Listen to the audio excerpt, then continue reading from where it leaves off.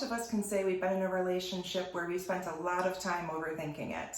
Am I a good partner? Is my partner that into me? Am I doing things the way that they want?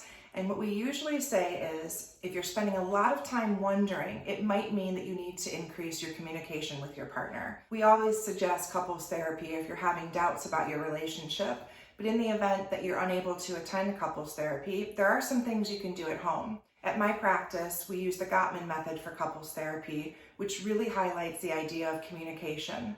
We also talk about conflict resolution, shared meaning, and rebuilding relationships after broken trust. It's important that you have an open line of communication with your partner. So instead of wondering about these things, you're able to ask them, what have I done today that's made you feel happy or loved?